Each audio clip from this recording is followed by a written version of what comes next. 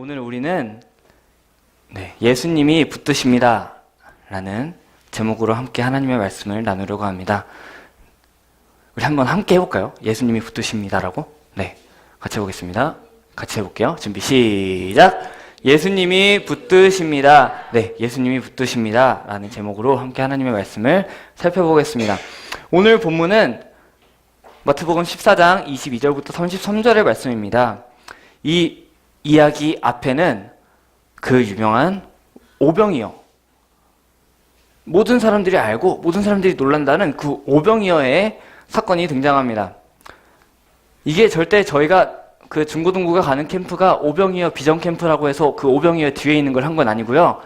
어쩌다 보니까 이 앞에 오병이어가 있었습니다. 네, 아무튼 이 백성들의 줄인 배를 그 예수님과 제자들을 따르던 그 5,000명, 남자만 5,000명이던 그 무리들을 떡 5개와 물고기 2마리를 손에 드시고 축복 기도를 드리신 후에 그들을 배불리 먹이시고도 12광주리가 남았던 그런 사건이 기록되어 있습니다. 그 사건은 예수님이 어떤 분이신지를 정말 확실하게 드러내는 사건이었습니다.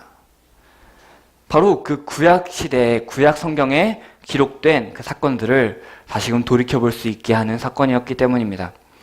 엘리사가 빵 20개와 자루에 담은 채소로 그 적은 것으로 100명을 먹이고도 음식이 남았던 기적과 또 광야 생활 가운데서 매일 만나를 제공하신 그 기적적인 일상을 돌이켜보게 하는 사건이었기 때문입니다.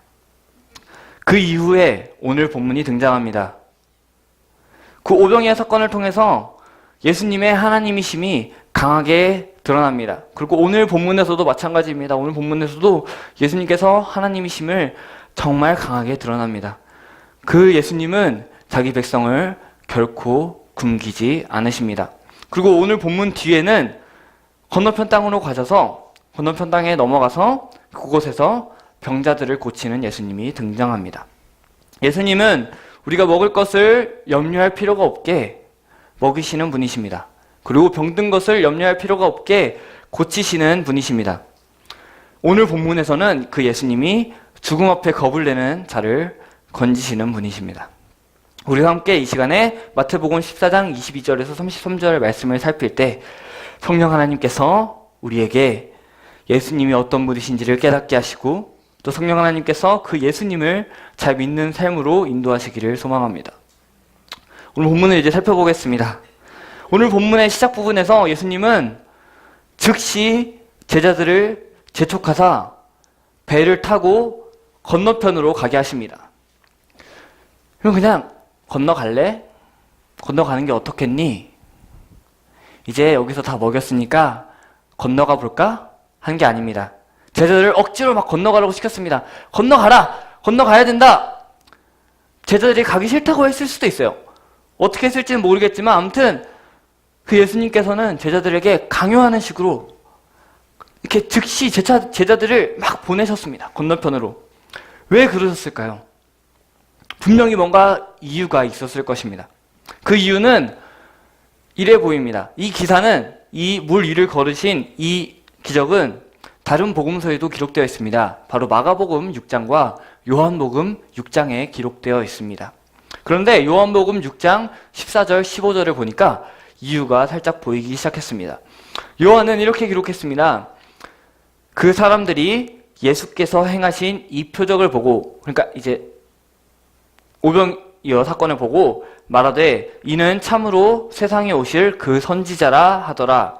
그러므로 예수께서 그들이 와서 자기를 억지로 붙들어 임금으로 삼으려는 줄 아시고 다시 혼자 산으로 떠나가시니라 라고 기록되어 있습니다. 남자만 5,000명이던 그 사람들은 예수님의 기적을 봤습니다. 그러고 나서 그들은 확신했습니다. 무엇을 확신했냐면은 이 사람이 바로 우리가 기다리던 그 선지자구나 라는 것을 확신했습니다. 그래서 그 예수님을 억지로 막 붙들어가지고 자기들의 임금을 삼으려고 한 거죠. 그 사람이 그 기적적인 것을 일으키시는 분이시니까 이분을 붙잡아서 내 임금을 삼아야 되겠다. 그러면은 우리가 굶지 않을 거야. 이렇게 한 거예요. 이걸 아신 예수님께서는 혹시나 그 제자들도 그 열광에 좋지 않은 영향을 미칠까 싶어서 강하게 억지로라도 건너편으로 보내버리신 겁니다. 그리고 예수님께서는 그 반응을 보이던 그 무리들을 흩어보내셨습니다. 그러고 나서 예수님께서는 홀로 기도하러 산에 올라가셨습니다. 그리고는 밤이 깊도록 홀로 산에서 기도하셨습니다. 그때 이제 홀로 기도하시던 중이었습니다. 제자들이 탄 배는 이미 육지에서 멀리 떨어졌습니다. 그런데 이제 드디어 그들에게 또 문제가 생겼습니다. 무슨 문제입니까? 맞바람이 쳤습니다. 배를 타고 가는데 맞바람이 막 쳤습니다. 그리고 파도가 배를 세차게 때려왔습니다. 그때가 새벽 3시에서 6시경이라고 합니다. 또 어떤 성경에는 새벽 4시라고 그냥 딱 명시를 해놓기도 합니다. 그 시간에 예수님께서는 바다 위로 걸어서 제자들에게 오셨습니다. 그 깜깜한 시간에 말입니다. 새벽 4시 하니까 제가 이제 군복무를 하던 때, 사실 군복무는 아니고요. 공익근무인데, 네, 아무튼 군복무를 하던 시절에, 아무튼 공익이든 군복무든 아무튼 그걸 할 때, 이제 저는 밤새 근무를 했습니다. 3시간을 이제 경계를 서고, 초소에 딱 앉아가지고, 누가 오나, 이렇게 양옆에 이렇게 쳐다보고, 없으면은 몰래 한숨 자볼까? 이러고 자다가 걸리고, 혼나고, 네, 아무튼 이렇게 3시간씩 하던 중에, 이제 새벽이었습니다. 이제 12시부터 3시까지 하고 나서 3시부터 6시 사이가 진짜 피곤합니다. 이 시간에 아무것도 안 보이는데 한 번은 초소 앞에 원래 라이트가 있거든요. 그 라이트가 굉장히 세가지고 다 보여요. 뭐가 오는지. 근데 그게 고장이 나가지고 아무것도 안 보이는 겁니다. 와. 네. 진짜 아무것도 안 보이던 그때였습니다. 그때 정말 파도가 막 친다는 겁니다. 이때 상황이 그렇습니다. 진짜 아무것도 안 보이는 상황인데 내가 분명히 눈을 뜨고 있습니다. 눈을 뜨고 있는데 진짜 아무것도 보이지 않습니다. 달빛만 보입니다. 달빛. 그런 상황 가운데서 파도가 막 배를 세차게 때리고 있으니까 얼마나 무서웠겠습니까? 제자들은 굉장히 피곤한 상태였을 겁니다. 이제는 계속 예수님을 따라서 함께 가다가 그래서 몸이 피곤하고 졸렸을 겁니다. 그런 상태에서 파도가 막 칩니다. 굉장히 어둡습니다. 저였으면 정신이 나가버렸을 겁니다. 근데 이렇게 정신이 나가버렸겠지요. 그런데 그 와중에 누군가 바다 위로 천천히 걸어서 지나갑니다. 유령이라고 생각하기 딱 좋습니다. 무서워서 아마 꼼짝도 못했을 겁니다. 우리 겁 많은 사람들은 그 자리에 주저앉아 버렸을 겁니다. 아무튼 그래서 자기들끼리 소리를 지릅니다. 26절에서는 이렇게 기록했습니다. 제자들이 예수님께서 바다 위로 걸어오심을 보고 놀라 유령이다! 하면서 두려워가지고 유령이야! 하면서 소리를 질렀습니다. 당시의 바다를 어떻게 이해했는가 하면은 더 깊은 의미를 볼 수 있습니다. 고대 문명에서 바다는 종종 악이나 귀신들의 집합하는 곳으로 여겨졌습니다. 그곳에서 유령 같은 것이 나타나서 자기들에게 해를 끼치려 한다 라고 생각하기 딱 좋습니다. 겁에 질려서 소리만 지르면은 그나마 약하다고 볼 수도 있습니다. 마치 이런 겁니다. 엘리베이터입니다.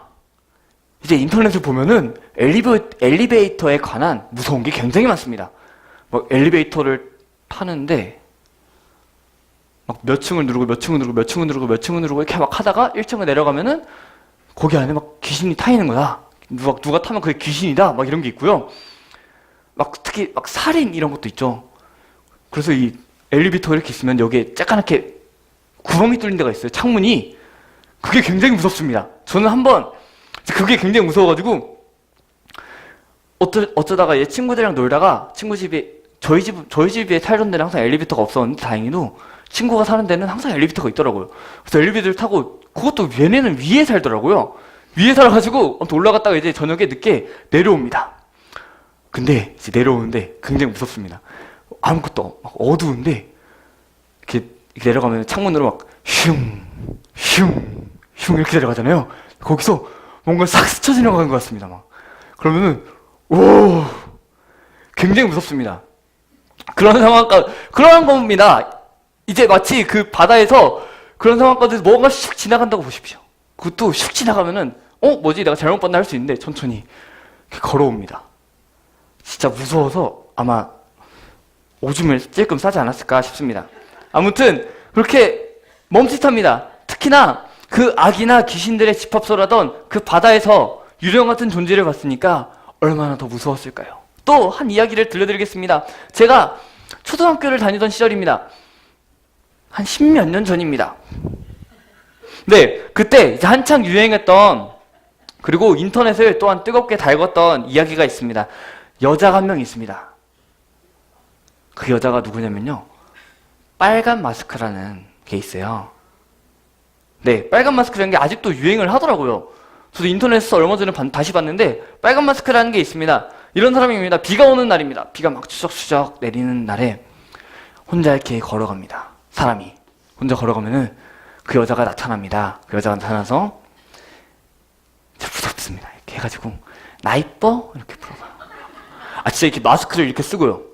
빨간 마스크입니다. 빨간 마스크를 쓰고 나 이뻐? 이렇게 물어본대요. 그렇게 해서 이쁘다고 말합니다. 만약에 이쁘다고 말하면은 마스크를 딱 벗습니다. 사실 마스크를 벗으면요, 이 사람이 왜 빨갛냐면요, 입이 이렇게 찢어진 거예요, 여기까지. 그래가지고 이게 진짜 무섭습니다. 그게 그 그림으로 보면 굉장히 무서운데, 이렇게 해가지고 나 이뻐? 그러면은 너도 이렇게 만들어줄게 하면서 입을 쫙 찢어버린다고? 여러분들은 굉장히 이게 우스우시죠? 근데 그 당시에 그 어린이들에게는 이것이 굉장히 무서운 이야기입니다. 그렇다고 또 안 예쁘다고 대답하면은 그거에 화가 납니다. 그거에 화가 나서 안 이뻐? 이러면서 화가 나가지고 팍 찢어버린다고 합니다. 지금 들어보면은 굉장히 이렇게 웃음밖에 안 나오는 진짜 말도 안 되는 이야기입니다. 그럼에도 그 당시, 그리고 지금의 많은 초등학생들의 마음을 무섭게 하던 가짜 이야기입니다.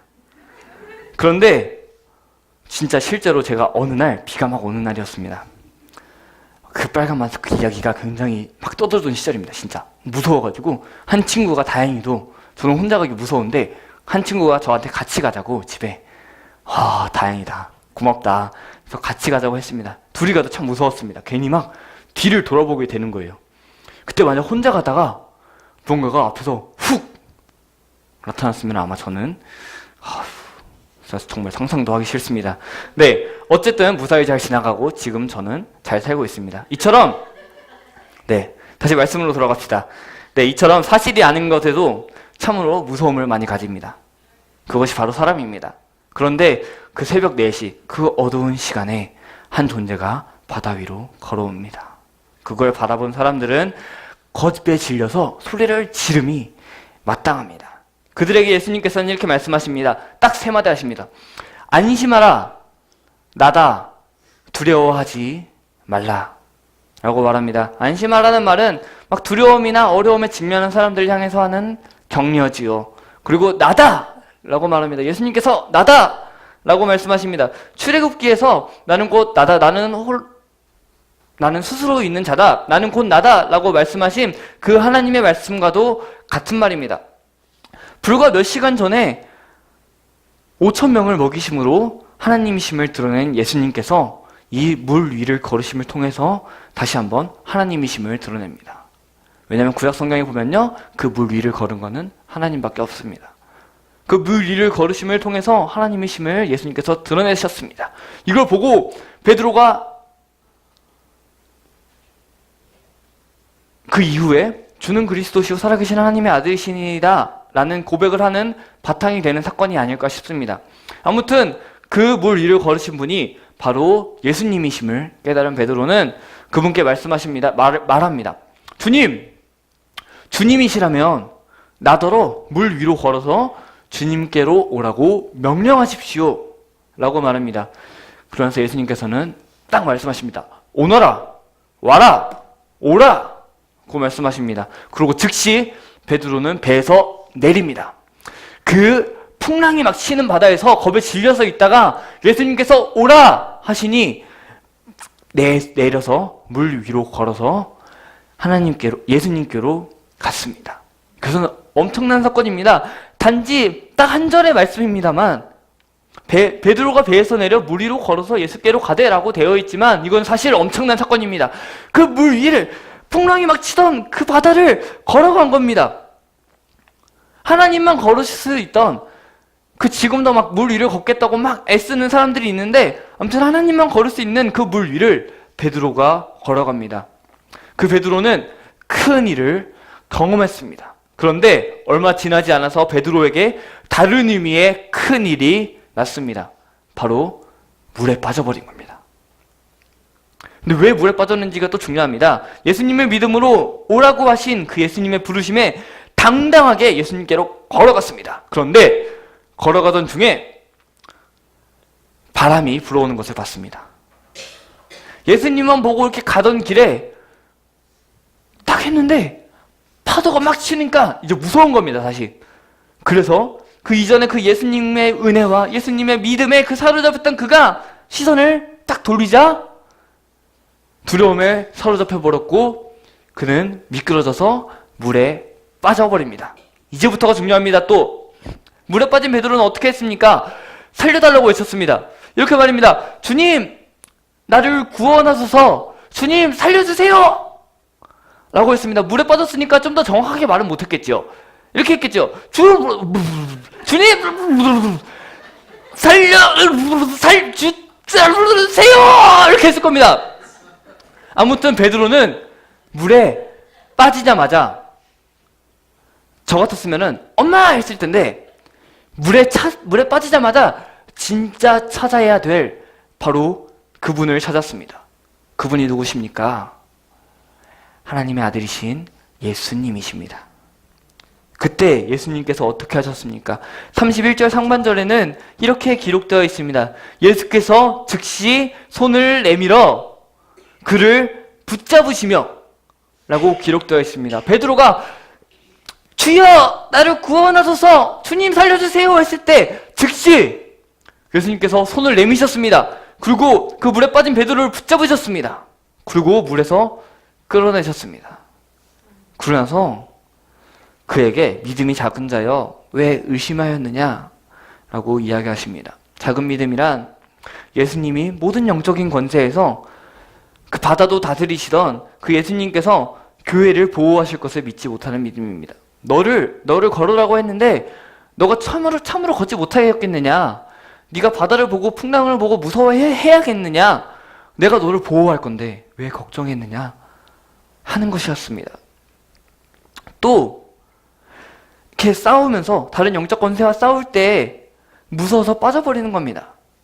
예수님께서 능력으로 보호하실 텐데 그것을 의심하는 겁니다. 그래서 믿음이 작은 자요 라고 말씀하시는 겁니다. 예수님께서는 자신의 교회, 그리스도의 교회를 보호하십니다.